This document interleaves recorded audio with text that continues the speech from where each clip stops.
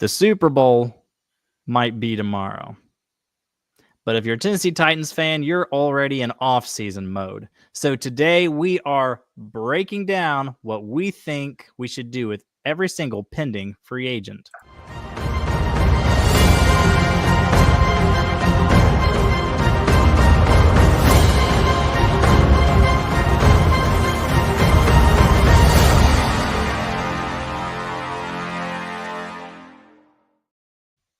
Good evening, good afternoon, good morning, whatever time you're listening to and watching this podcast, this live stream. We are the Titan Bros. My name is Gabriel Pilcher, joined by my little brother, per usual, Josiah Pilcher. Welcome in. We're going to have a fantastic show. I would hope so. Even though I'm still slightly depressed about the whole season we just had. Yeah, it's one of those situations where every single time I think about the Titans, I just kind of... It's kind of like a little head shake. And it's just so annoying because I've been such an impassioned fan for so long. And I feel like my passion is just not there. And they say the worst thing a fan base can have is apathy. And that's kind of been where I've at. You know, how's your Mountain Dew? Delicious. Okay. Not a sponsor. Not a sponsor. But hey, Mountain Dew, if y'all want to sponsor the show, we will shout y'all out. Heck, I will drink a Mountain Dew every single video I make. But, so yeah, big Mountain Dew. Get in touch. All right. But anyways, got anything you want to say before because I have a list of the free agents. Well, you want to tell the audience what the show's about? I already did in the intro. I think you're too busy drinking Mountain Dew. Oh. Yeah, I did. I said we're going to be breaking down what we're going to do with the Tennessee Titans 2025 free agents. So these are the people that will not be under contract as soon as sometime in March blows around. Okay, let's dig in. All right, starting. The very first one they have on here, backup quarterback, Mason Rudolph. You go, Miko. I'll go first. All right, Mason Rudolph. I'm kind of torn about him. I feel like if you're looking for a veteran backup, he's fine with that, But then I also stop and think, he wasn't fantastic for us by any means. No, he wasn't. He won 2 of our 3 games, right? He beat the Dolphins, even though he threw the ball like 11 times. And then he beat the Patriots. Which both those teams are not that good. No, and then he lost. Honestly, he was about as turnover prone as Will Levis was. His just didn't look as terrible. No.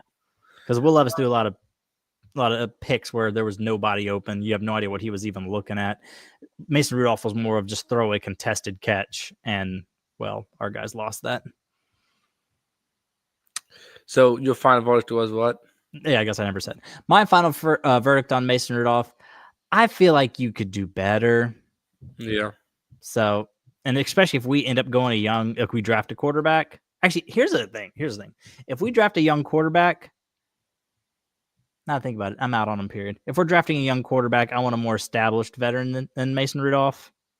But if we go veteran quarterback instead, veteran and/or bridge, there's no reason to have him. So for me, thanks, Mason Rudolph. You are okay. Goodbye. Here's my thing. I actually am just flat out no. So I agree with you. And I thought he would be better because he had definitely enough playing time to help to change the season a little bit if he played well, but he didn't, in my opinion. And to be honest, I thought he played worse than I expected him to. And it's not like I had a super high ball, but like you said, he turned the ball over too much. You know what I mean? Like if you're a backup veteran, you should do a better job protecting that ball. So to be honest, he just wasn't as good as I thought. And I think there's better backups out there. So to be honest, thanks for your service, but I am done with you. Okay. Yeah, agreed. Now, I will say, before we go on any further, we're going to do another video, probably our next 2 videos. One will be on offense, one will be on defense. And it's going to be the same. We made a video like this last offseason where it's each position group at a time and say address it in free agency, address it in the draft, or both. And so we'll try not to, re-say some of the same things. So that's why I'm not going into who I do want as our veteran quarterback or anything like that. But just a heads up. That was almost more of a programming note to you than it was anything else. All right, the next on the list, this one's super easy. Actually, let's go ahead and just combine them both. running back Joshua Kelly, and running back Julius Chestnut. Joshua Kelly, I say I barely know who you are. Yeah. So Get him goodbye, out. Joshua Kelly. If you want to bring Chestnut back to the 3, that's fine. But I'm also not against using a 7th round pick on a running That's back. what I say. Running backs, you can find them so late in the draft, and so it depends on how the draft goes. We might have another more important position to get, but yeah, I agree. If we let Julius Chestnut go, we can easily pick that up later. Yeah. So I say let's do that. Let's just let them walk. Let them both walk. Next one, I'll let you go first. Now, these are some bigger names than Joshua Kelly and whatnot. Wide receiver, Nick Westbrook.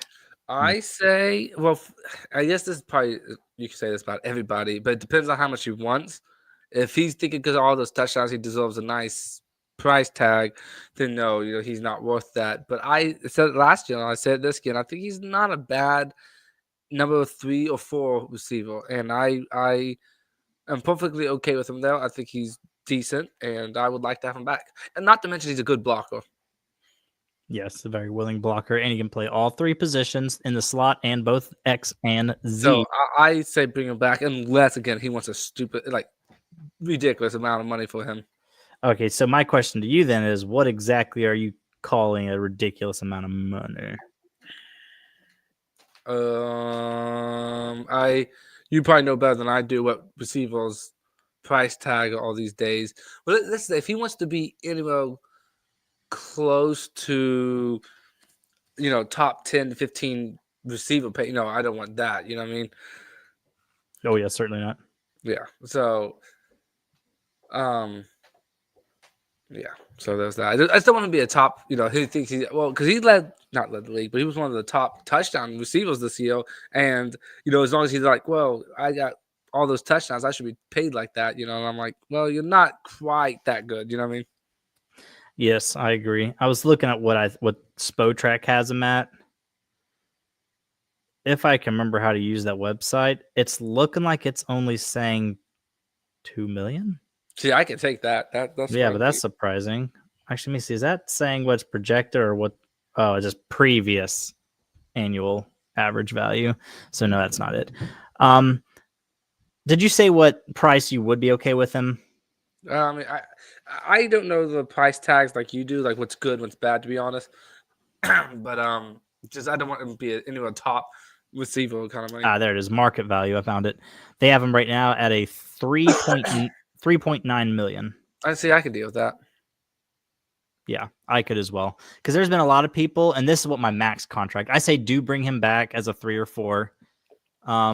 My max would be like give him a 3-year, 21 million. So it's like 7 million a year to be that any position on the receiving lineup there, or he can block, or he can play special teams. I'm okay with him in any of those places. For 3.9, absolutely. I would be okay with it. I'd prefer it being a 2 or a 3-year thing. Because what if he does get into a bigger role next year? We give him like a 3.9 million on a 1-year deal, and he ends up having 850 yards and another 9 touchdowns. Yeah. Then suddenly we're not going to be able to bring him back cheap. But if you give him a semi-cheap deal for multiple years, that's what I would be down for. Yep, I like that. Okay, so we both are in lockstep with who we want to bring back and who we don't. The next one, I'll let you go first because I'm about to try to pull up their numbers on Spotrac again. The next available free agent that we're going to have here is one by the name of, blanking on his name, Tyler Boyd. There you go, Tyler Boyd. To be honest, I'm okay if he goes. My opinion. Because he's not a 1 or a 2. To me, NWI could be number 3 in my opinion. He'd be 4, maybe 5. He didn't show much to me. I am perfectly good if he leaves. I'm torn on him. His market value is only at 2.2, so less than last year. A savvy vet like that for 2.2, nice value. Or obviously he already knows the system and whatnot. But at the same time, I stop and think, wait a second. So if Calvin Ridley is our number 1/number 2 wide receiver, and we have number 3 and 4 being Nick Westbrook-Ikhine and Tyler Boyd again, are we basically going to have the same wide receivers last year? Which our receiving room was not that good. So no, I don't think it was good enough. Yeah, we need something. So I almost feel like bring back one of them. even though they play completely different positions, I almost feel like you should bring back one and then try to get some new blood in here. I say NWI. Yeah, in my because opinion. Tyler Boyd's also 30. He'll Yeah. be 31 during the season. So I don't know. I mean, maybe bring him back to camp on a 1-year deal where you can cut him and basically it not be any big deal whatsoever. Maybe. I wouldn't be completely against that. But yeah, let's see about that. All right, next on the list. But for the most part, probably no. Wide receiver, some of these we're going to go through quick. Wide receiver, Justin Hardy. Bye, Felicia. Yeah. Tight end, Nick Vanette. He was our classic blocking tight end that we get in every single year. And they're usually bad. Like it was Trevon Wesco the year before that, and it was Jeff Swaim several years in a row. And it's if there's nothing better out there to show, bring him in. But if he also leaves, I don't care. So yeah, I agree. So, so he's fine. Yeah, that's it. He's fine. Better be league minimum. Are you enjoying that? Okay, you look like you're enjoying that. Okay. Are you mad? Yeah, you embarrassed? Okay. Yep. Anyways, moving on. I apologize for that weird moment we just had. Next one. This is a good conversation. Dylan Radins. You can go first. Right guard, Dylan Radins. Drafted to be left tackle, instead plays right guard. But go ahead. I guess it's true with a lot of stuff. Like depends on what free agency and draft looks like. I thought he was okay. I thought he was okay, and I think the most important position for us is to address the right tackle. So if he's our worst offensive lineman, I'm okay with that. I thought he's okay. So, and I guess I say if for not trying to be a top guard kind of money, I'd be okay. We brought him back. Here's my issue with it, because I would say the same thing you said. He was okay. He was like a low end starter. Yeah, exactly. Not like a backup, but like a low end starter. But here's the thing. Our offense was garbage last year, right? Not as bad as it was the 2 years before that, probably. But our offense line was still garbage last year. So if next year we go in with 4 of the same people, from left all the way to right guard, like left tackle to right guard, and they're all the same people, and we're hoping just a right tackle. Well, you got to admit that was our number one issue. Not saying that other people, but here's the thing: right tackle was the issue. Peter Skronsky was an issue going into the season for like a lot of the beginning of the season. Then he fixed himself. But what's kind of weird is he fixed himself, and J.C. Latham got worse as the season went on.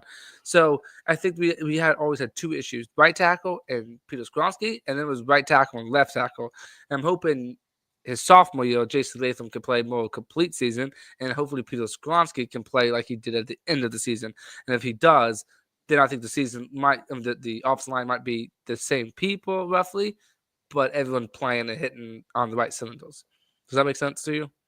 It does. Yeah, Peter Skronsky has actually ended up being the first 4 or 5 games that he was bad, and then he played borderline elite the rest of the season. I don't think I didn't say that. I know people said that, but I still saw him get pushed. No, not saying he was bad, but I still see him get pushed around. I watched what people say, then I watched him on the game, and I'm like, my eyes are seeing something different. But if you look at sacks allowed, pressures, and all that kind of stuff, he was just fantastic. And that's all I care about. He might look sloppy doing it, but I'll take it. So to me, I'm actually against Radins as a starter. If he wants to come back as a backup, fine. But I think we need to, and a lot of people are going to say this, a lot of people have been saying it because he's the Chiefs. But Trey Smith at right guard. I did see that, but I am all about doing one of 2 things: either going for the most expensive right tackle, or just tackle and possibly moving J.C. Latham over.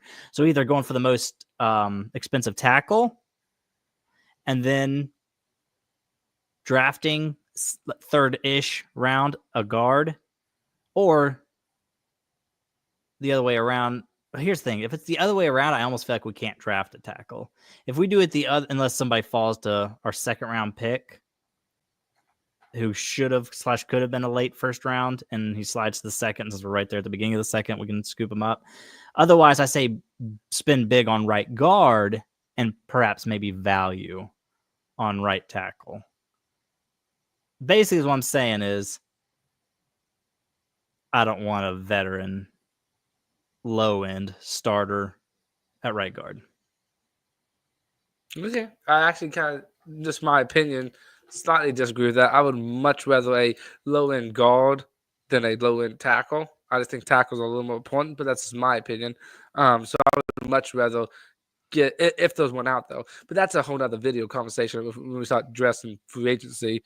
But just my mindset is I would rather high pay for a tackle and then have a guards because our best offensive line that we had and Derrick Henry and Marcus Mariota days with Taylor Lewan and stuff, we had good tackles, and both of our guards were like, they wasn't great, they was but you can live with guards. We had a good center and 2 good tackles, and our guards were you can survive. Roger Saffold was good.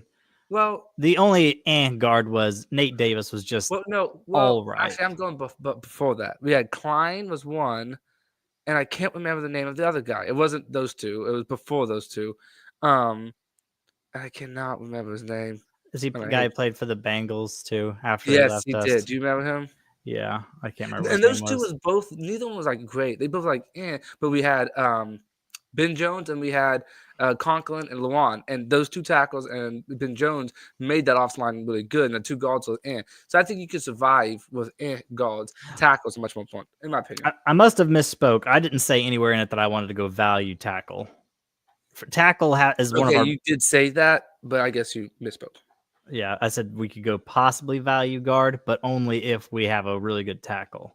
Okay. Because I think one of our biggest issues, if honestly not our biggest issue, is right tackle. I almost want to say NPF lost us more games than Will Levis. Maybe not. Let's say if Will Levis would have started 17 games, Will Levis would have lost us more games than Nick Westbrook-Akina. But not Nick Westbrook-Akina. Well, I throw his name back in there.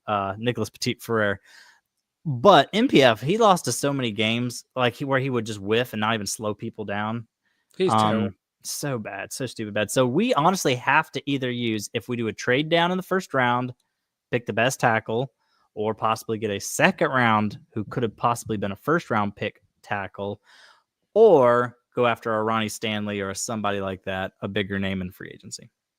That's my input on tackle, but we can dive more into that in the other video that I kind of already just spoiled the whole take there. So anyways, I'm done with Radens. Goodbye. Because Radens honestly has technically had big time injury problems his whole career until this year. He missed. Actually, he didn't miss some time because I remember. Did he? He missed a couple games, I think. Yeah, I thought he did. Because I remember Brunskill getting moved around, which that's our next guy, Brunskill. I like Brunskill. Bring him back. If nothing else, he's a good backup. When he comes in, you're like, okay, that's fine. We're not too much. Yeah, I agree. Because in 2023, he was our best offensive lineman, in my opinion. With Peter Skronsky having an up and down rookie season, I think Brunskill was our best offensive lineman in 2023. Last year, if you look at his sacks allowed and pressure, when he played, he would allow no sacks, 2 pressures, no sacks, 1 pressure every single week. Not just that, he gives us interior, I was going to say vulnerability. That's not the right word. Flexibility, I think I'm trying to say. Not just that, but Cushenberry, he tore his Achilles late or mid through the season. So he may not actually be ready for week 1. There's already debates going on whether he'll even be ready for week 1 or so. He might be on that IR list that you missed the first 4 games. If something like that were to happen, we absolutely need someone like Brunskill. I'll say this. I wouldn't mind bringing back Radens and Brunskill because it doesn't hurt to have depth there. But I would say if I had to take one of those 2, to be honest, I think I would take Brunskill over Radens if I had to take one of those 2. Yeah, because I honestly think Brunskill, and this was one of my things I was preaching before the season even started last year. I was like, why is it Sadiq Charles versus Dylan Radens at right guard when I think Brunskill is a better right guard than both of them? That was my first red flag of this coaching staff. I'm like, what the heck is that about? No idea. From the very get-go. From the very get-go, they're like, oh, yeah, Brunskill's going to be our backup center. Yeah, like, well, alrighty then. But anyways, so bring back Brunskill. Triple B. All right. Next one. This will be short. Actually, I'll go ahead and do the next 2 in a row because they're both offensive linemen in the interior. Center Corey Levin and tackle/guard Andrew Rubsich. Yeah, I'd be okay with both of them to leave. Yeah, if they want to come back as cheap depth, that's fine. But at the same Yeah. time, when you're cheap depth on a horrible offensive line, then maybe you shouldn't even be employed. Yeah. Right. So yeah, if we don't see them again, that's fine. Bye for both of those. All right, next one. Inside DL, defensive line, Sebastian Joseph Day. He is all right. He wasn't great, but he was all right to me. Like if we brought him back, obviously it'd be cheap. He wouldn't be expensive. I'll be okay with that.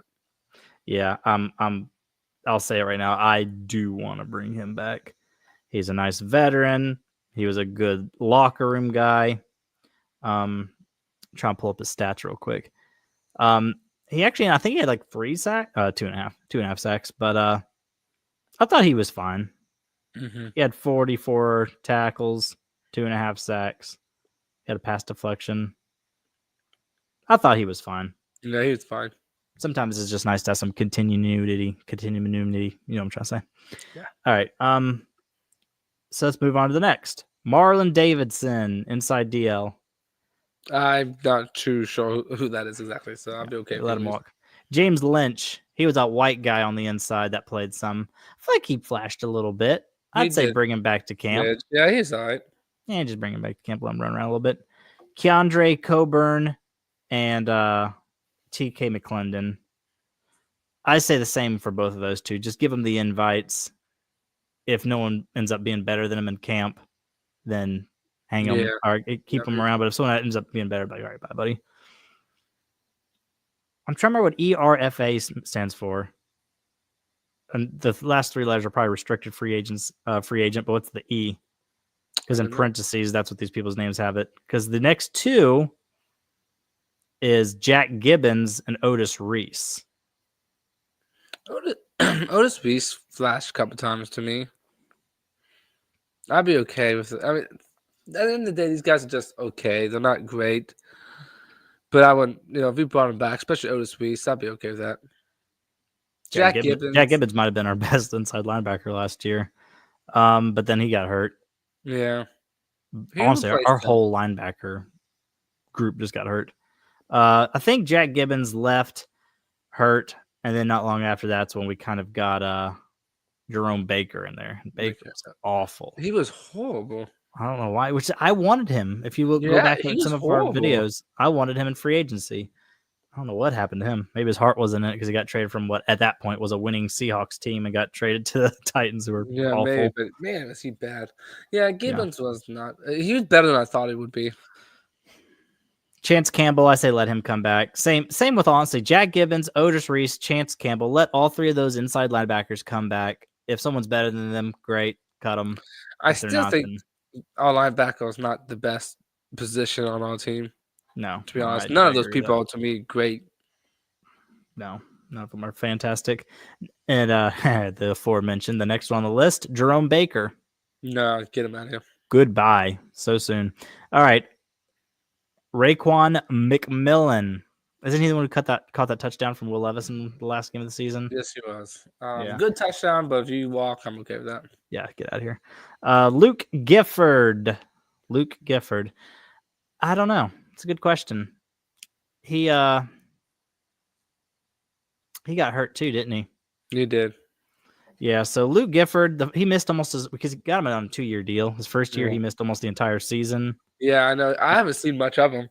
Yeah, and then this one, he finally got in there, and he's good for special teams. If he can come in and be healthy and play special teams, come on in, buddy. Come on back. But I'm also not upset if he leaves. Yeah. All right. So moving on. Garrett Wallow. I don't know if I remember correctly.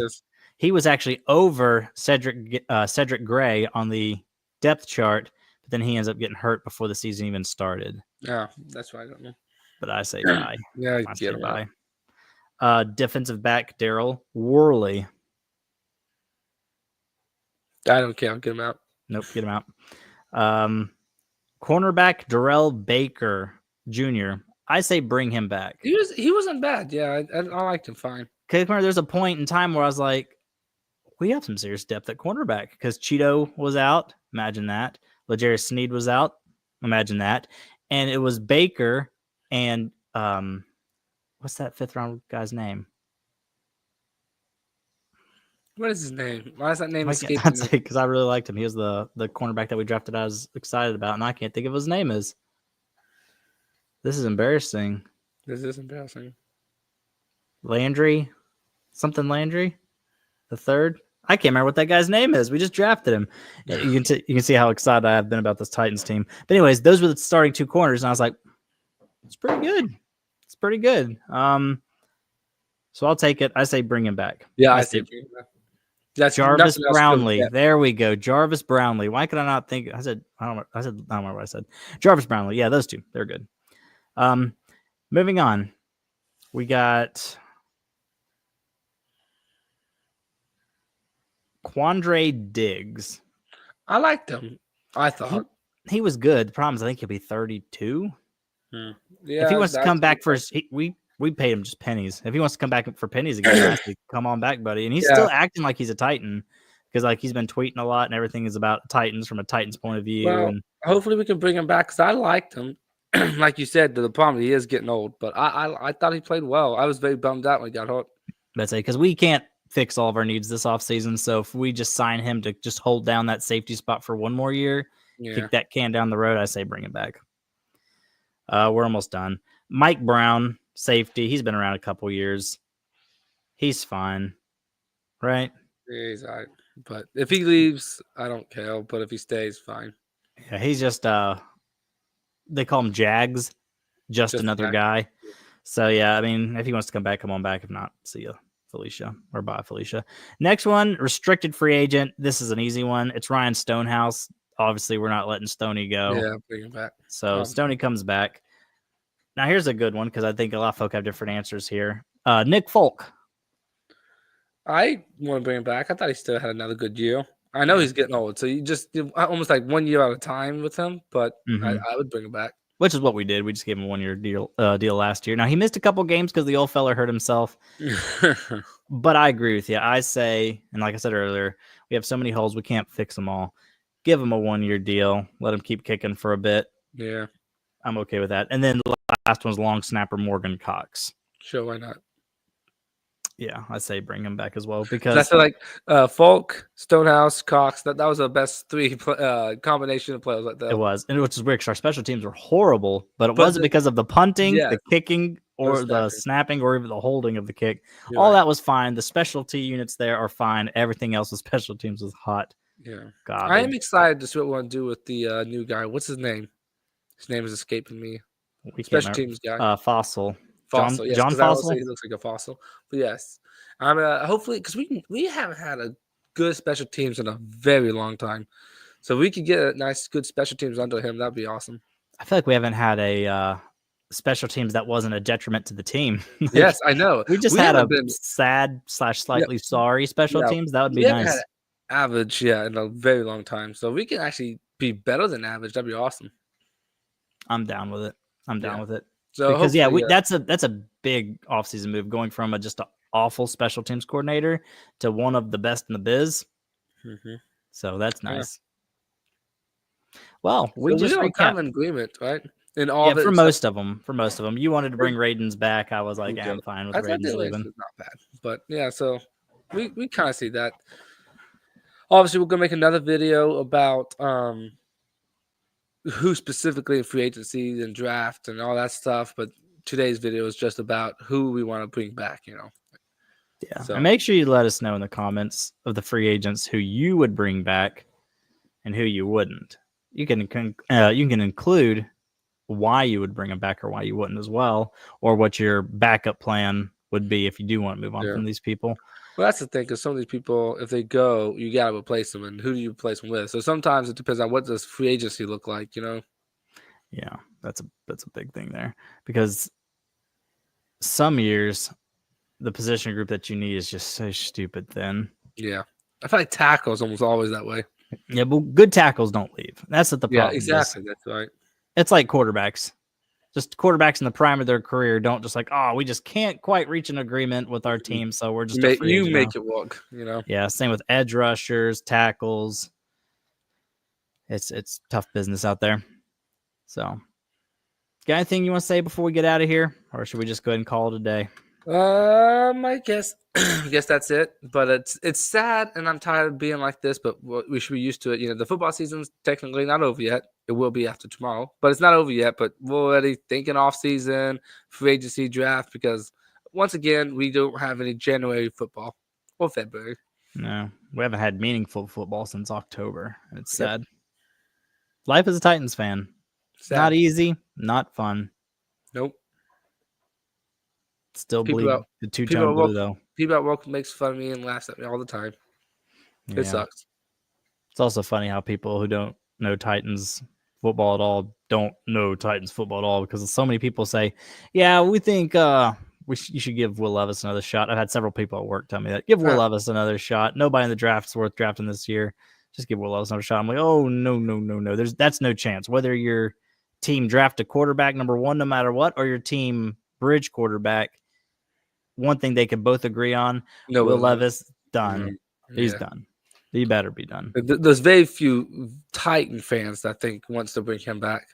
I don't know if Because at Titan the had end any. of the day, Will Levis is who he is. Like, not just 2 seasons in NFL, you see this, but this is who he is in college. So if you put all that tape together, this is just the gunslinger, but not in a good way. Quarterback, that's just who Will Levis is, and he's not going to change.